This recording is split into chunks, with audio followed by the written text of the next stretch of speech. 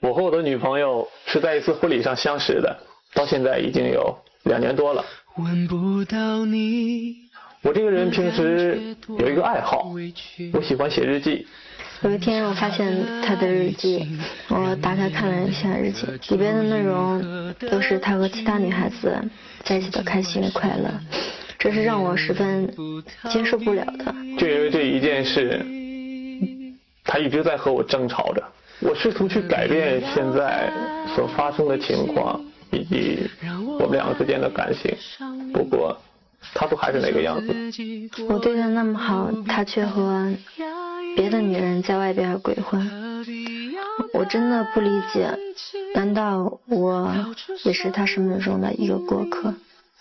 才让这个夜显得那么空虚。每个人都有秘密，我在你的日记本当中发现了你的秘密，这个秘密让我害怕，我会不会成为你的过客？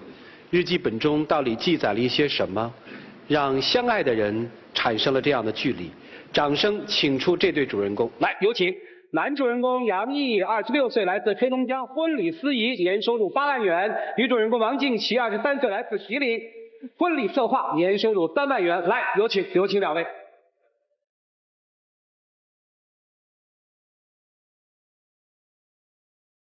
一个是婚礼司仪，一个是婚礼策划，是通过工作认识的吗？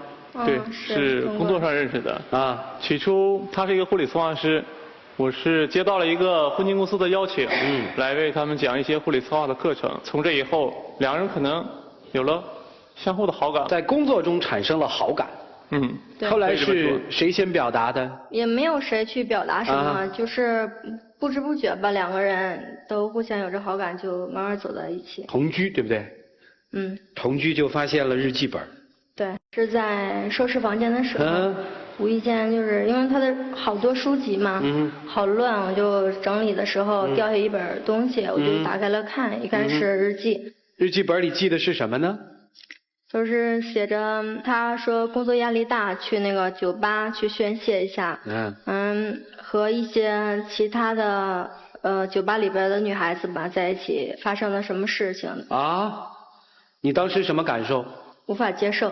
这对你来说应该不算是个事儿是吧？对我来说，在我周围这个氛围应该是挺正常的，因为我身边的一些朋友圈子还有我的工作一些压力我感觉是正常的。你觉得是正常的对吧？对。我不知道你介不介意说让我们也看一看你认为很正常的日记？可以。可以是吗？可以。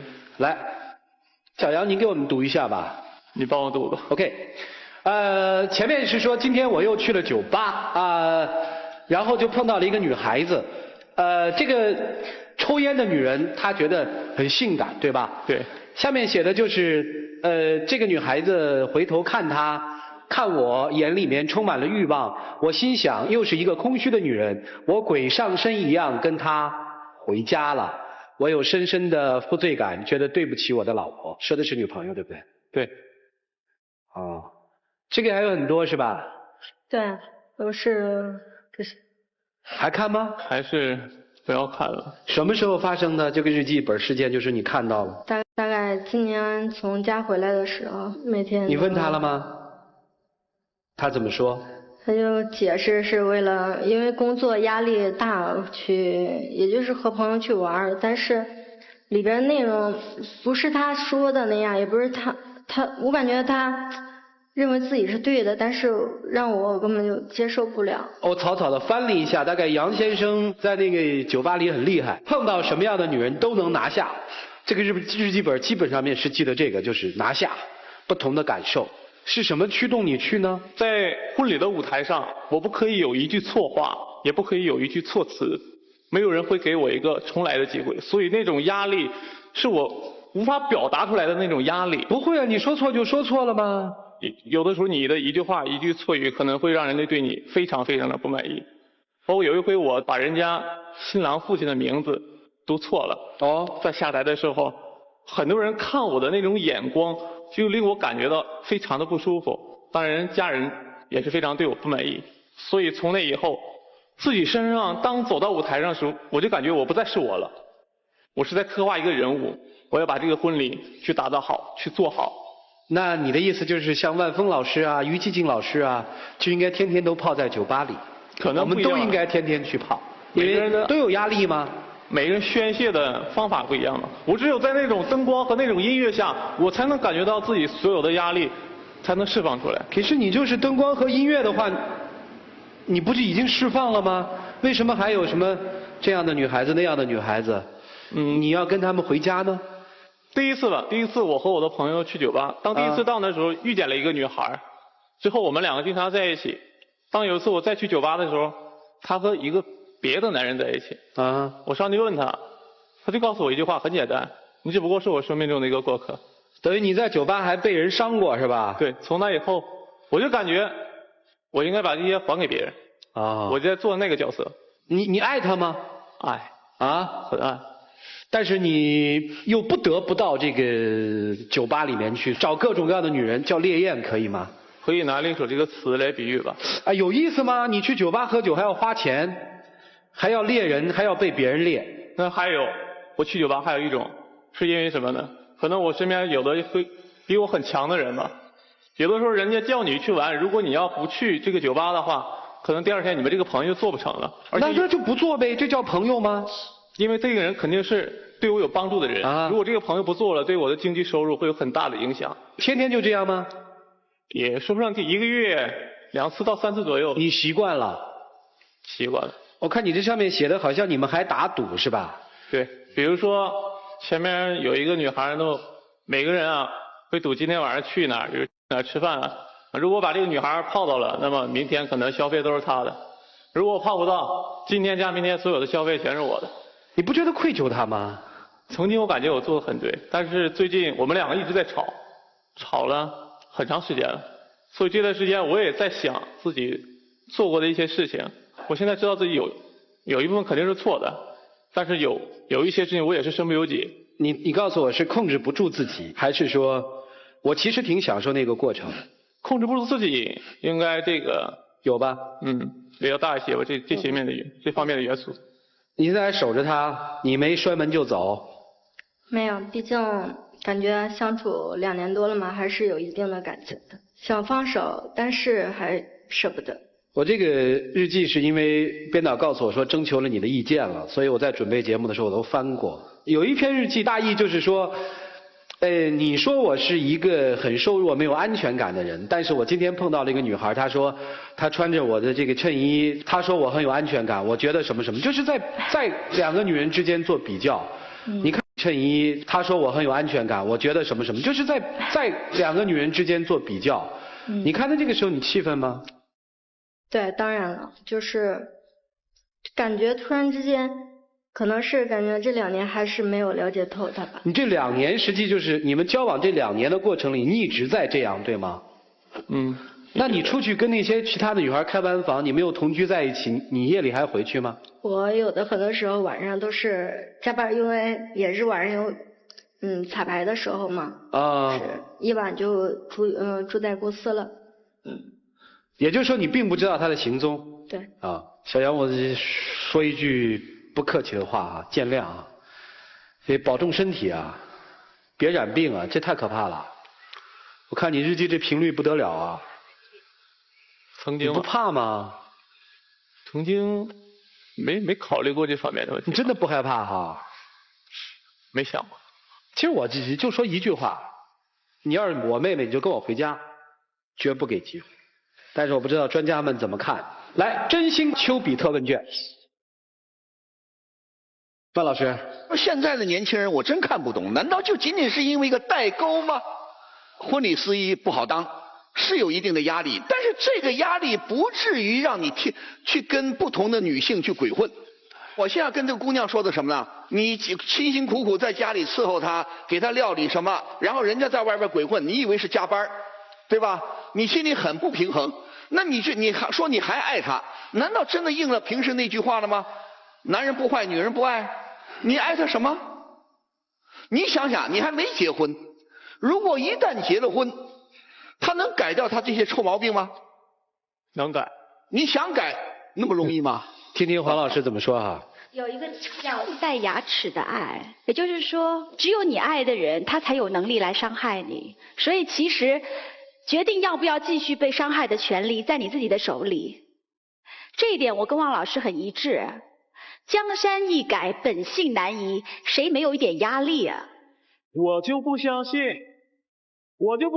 你们在场每一位都没做过错事。我告诉你，我男朋友3个月都没回来了，我都没跟任何一个别的男人去看过一场电影。什么叫爱啊？我觉得现在普遍爱无能。什么叫爱无能呢？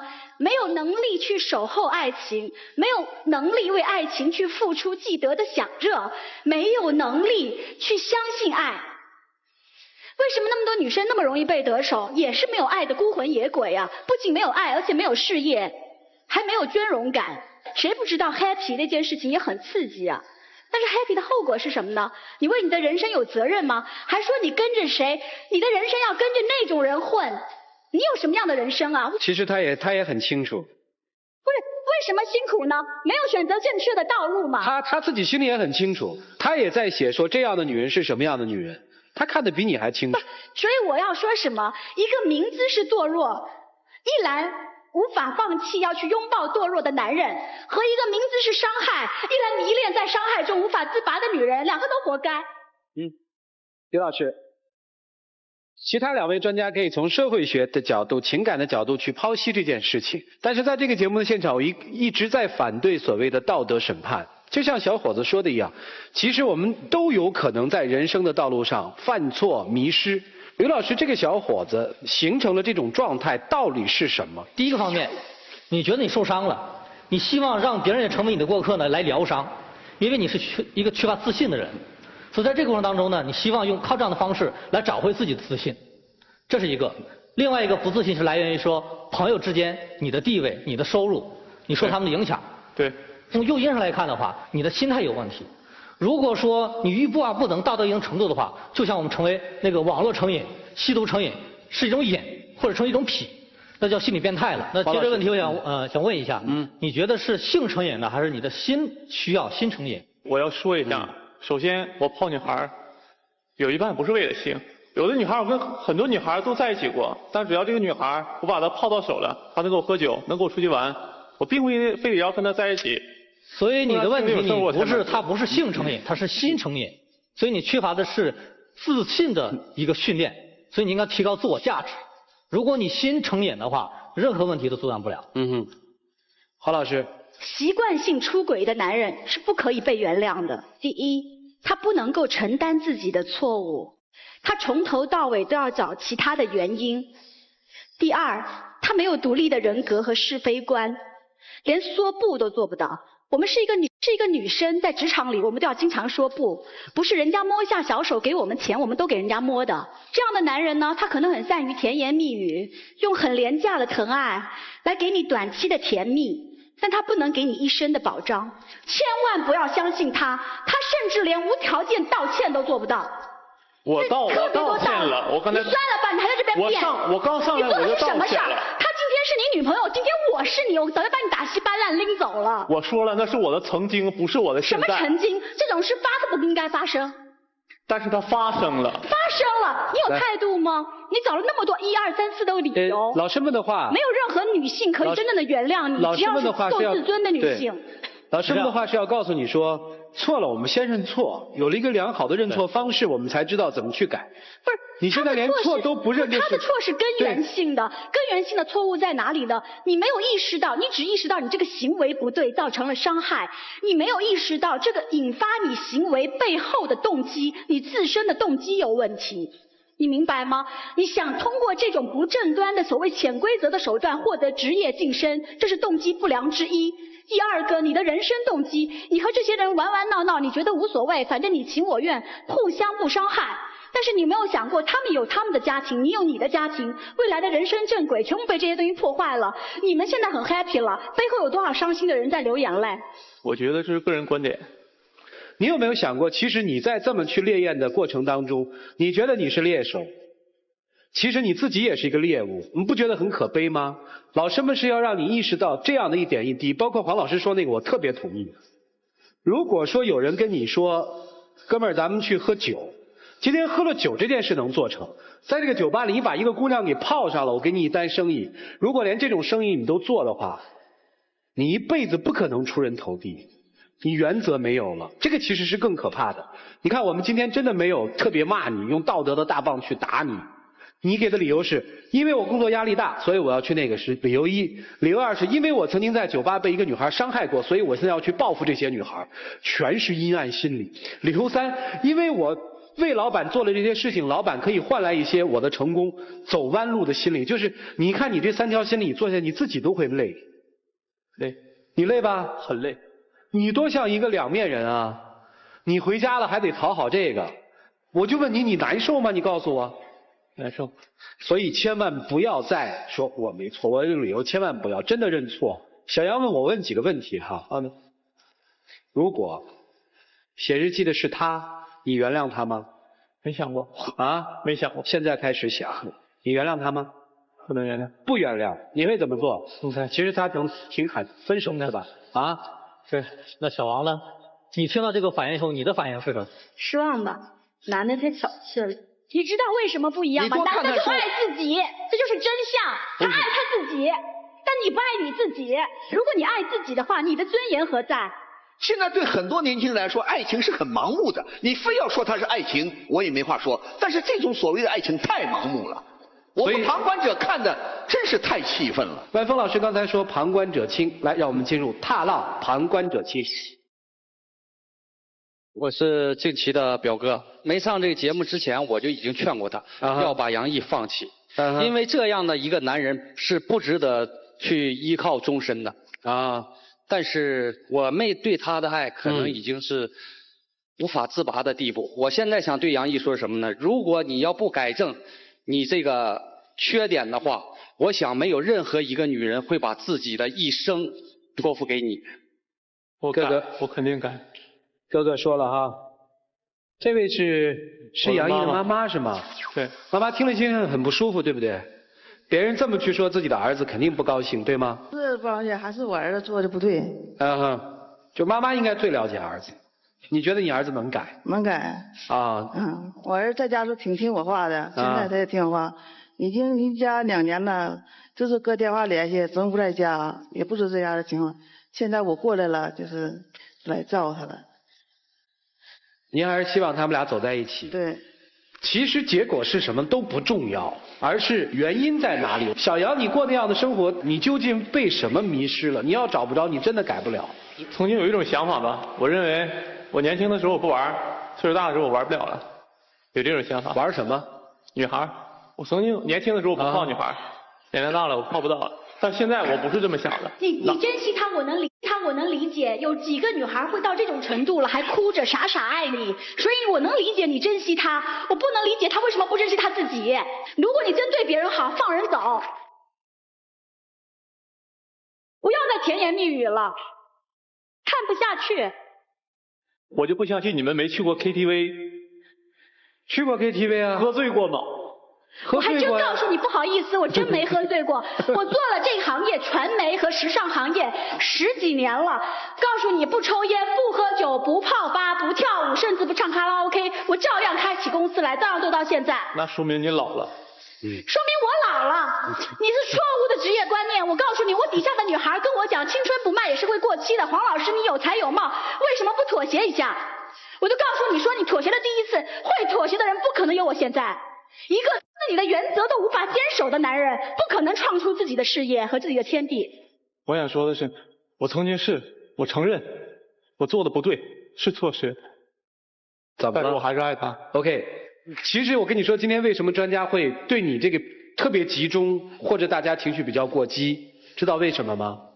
有很多人在看电视，就是你的一些观念出来，其实会毒害很多人，这是我们最害怕的。按理说你跟他说什么，只要他接受了你，他原谅了你，一切 OK， 对不对？你心里你们那么多废话干什么？他原谅我就一切可以。但是你的一些东西真的让人觉得特别可怕。我们要进下一个环节，我知道小杨今天有个特别设计，来，让我们进入到黄金60秒。小杨先开始吧。以前我用吉他唱过歌给很多的女孩，你也听过，但是我今天这首歌就送给你自己。有没有人曾告诉你我很爱你？有没有人曾在你日记里哭泣？有没有人曾告诉你我很在意？在这座城市的距离，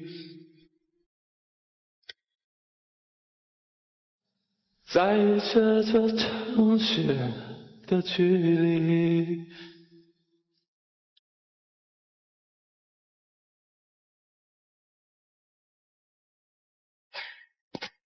没了，没了。来，小王。毕竟在一起，怎么说，相处2年了，有一定的感情，但是就是当我看这日记的时候，有一种真的是崩溃的感觉。我也不知道我能不能够原谅他，我们还能不能像以前那样了。小杨，我不是你哈，如果我是你，我不会做错3件事，就在刚才那1分钟当中。第一件事，我不会不听他的表白，而把琴交给别人。虽然我知道他可能有现场的导演在说拿着琴不好看，但是我想在那个时候，如果最重要的并不是现场导演对我的要求，而是我把我心爱的女人的心声听完。我不会做的第2件事情，因为我听不懂，我翻译不出来你的歌声到底想让他传达什么。如果我是你，我更愿意在这个场合去真诚道歉，而不是说其他的东西。如果我是你，我不会做的第3件事情是，这是一个儿子做的事情，可以不对所有的女人负责任，但是至少在这个世界上要对一个女人负责任，这就是你的母亲。所以如果我是你，从今天开始，我绝不再做让我母亲伤心的事情。你也有家人需要你去爱，他们也在爱着你。2位请回到原点，请回。来，请关门，拿起手里的表决器，希望他们订婚还是分手？来，请选择。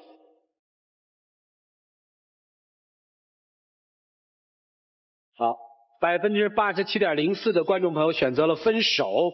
我们一起来数5个数，看看他们自己的选择。来，5、4、3、2、1，请开门。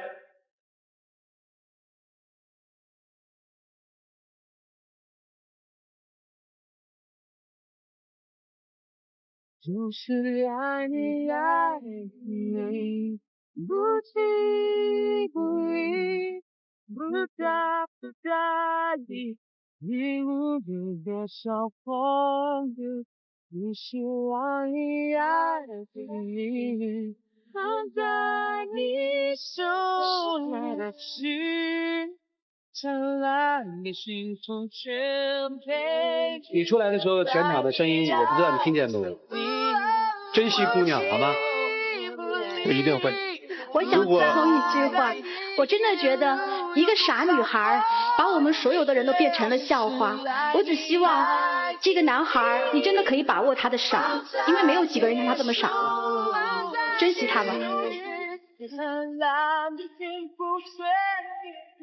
我们不怕成为笑柄，我们真的不怕成为笑柄。其实我觉得只要他们幸福就好。来，漂亮的小花童，来，我，小女孩。好，谢谢我们的小花童，感谢天津东尼佩奇为本节目嘉宾提供的精美的订婚钻戒。我提个要求好吧，看看这个职业压力那么大的人职业状况怎么样啊？你来主持一下好吧？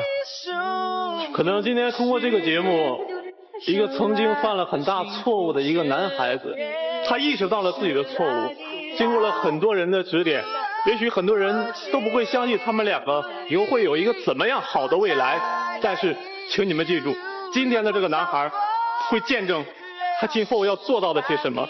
如果你们以后再从酒吧会看到这个男孩，相信他不会再是这个男孩。在这里我也要向我们现场所有的观众朋友们，还有电视机前的观众朋友们，不要做我曾经做过的事情。也许你们到现在还不相信我，但是我会用我今后所能做到的一切来证明给你们看。如果以后曾经有谁会再看见过我在酒吧里出现，请你们再把我拉出去，狠狠地痛揍一顿。